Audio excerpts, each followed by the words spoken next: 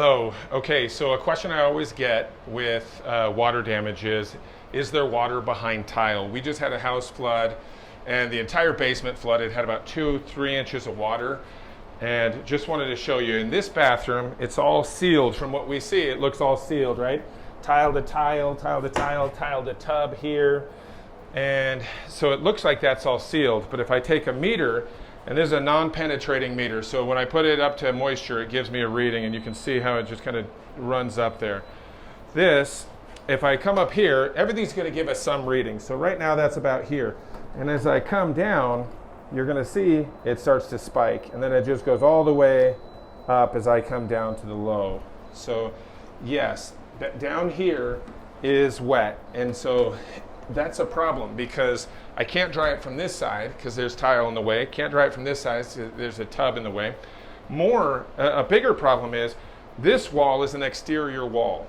And an exterior wall, I can't dry it, so technically I could take out the other side of the tub, put air behind the tub and dry this side. It'd be harder, it's going to take a long time, and with heat I could do it. And sometimes what we'll do is if we have an area that's really sealed and we can't take out the tile, we'll use high extreme heat and just power through it with that. The problem is, at this house they flooded a few years ago and the restoration company didn't do anything about the tile. And it was wet behind here, and they just let it dry on its own. And they've always complained since then, they kind of smell a musty, mildewy smell time to time. So if we come here, this is an exterior wall where I can't get behind it, and I'm not seeing, but then right there I'm just seeing that moisture, right?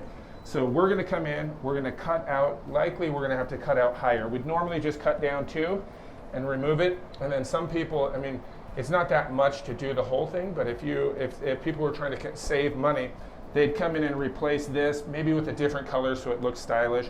We're going to come up a little bit higher because we know that there's a possibility of mold in there. So the biggest thing we're concerned about isn't the drywall, it's the fact that there's insulation back there holding water onto the sill plate. The sill plate we've exposed on this side because it didn't have tile, but that's the sill plate, right? This is the sill plate. Once this is dry, then we know that the building's dry and it's good. If we don't get this sill plate dry, the drywall will go up against that sill plate and that moisture will come out on the drywall, and you'll have mold right there on the bottom of that.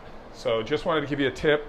If you're dealing with tile, it is important that you get it dry all the way, and the best way to do that is going to have to either be immediately use heat, or you're going to have to remove it, because if we waited too long or it sat wet for a long period of time, then the microbial growth will start to grow, microbials will start to grow, and then if you wanted to add heat, all you're doing is incubating it. You're making it worse.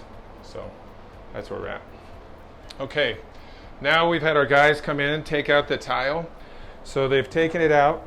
Now this green that you're seeing on the wood is not mold, this is just pressure treated lumber, but you'll see that there is areas where there was microbial growth, and it hasn't been here long enough to be from this time, but it's probably amplified because of this flood, which happened a few days ago, like 2 or 3 days ago.